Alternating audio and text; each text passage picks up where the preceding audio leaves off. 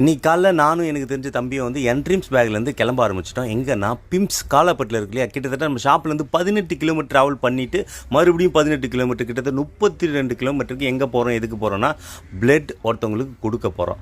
நம்ம கடையில் பர்ச்சேஸ் பண்ண கஸ்டமர் வந்து, பிரதர் எனக்கு தெரிஞ்சவங்க ஒருத்தவங்களுக்கு பிளட்டு கொடுக்கணும், எமர்ஜென்சி, உங்களால் எதாவது பண்ண முடியுமான்னு தான் கேட்டார். எனக்கு தெரிஞ்ச ஒரு தம்பி உடனே நான் கூட்டின்னு போக ஆரம்பிச்சிட்டேன். ஸோ காலாப்பட்டுக்கு மேப்பை போட்டுட்டு, நார்மலாகவே தெரியும் இருந்தாலும் நம்ம போகிறோன்னு காட்டுறதுக்காக உங்களுக்கு மேப்பு வந்து நான் போட்டது மட்டும் இல்லை, அங்கே நம்மளுக்கு பிளட்டுக்காக யார் வராங்கன்னு வெயிட் பண்ணுறாங்களே அவங்களுக்கு லொக்கேஷன் ஷேர் பண்ணிவிட்டு நாங்கள் வந்து காலாப்பட்டு பிம்ஸ் ஹாஸ்பிட்டலுக்கு போக ஆரம்பிச்சிட்டோம்.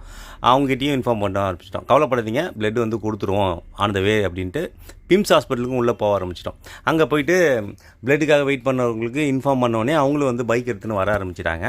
அப்புறம் வந்தவங்ககிட்ட வந்து கேட்டேன் என்னாச்சு ஏதாச்சு அப்படின்னா, அவங்களும் சொன்னாங்க இந்த மாதிரி விஷயங்கள் சொன்னாங்க.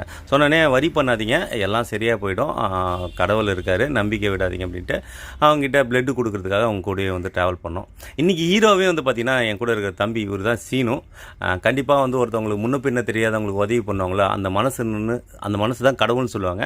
நம்ம கண்ணுக்கு தெரிஞ்சும் தெரியாத நம்ம மனித வடிவில் யார் எவருன்னே தெரியாத உதவி பண்ணுறவங்க எல்லாருமே கடவுள்னு சொல்லிக்க வேண்டியதான். ஸோ அந்த உன்னதமான காரியத்தை இன்றைக்கி பண்ண சீன் அவர் என்ட்ரீம்ஸ் பேக் மூலிமா கஸ்டமருக்காக நம்மளுக்கு வந்து ஹெல்ப் பண்ண வந்திருக்கு. அவர் வெரி தேங்க்யூ.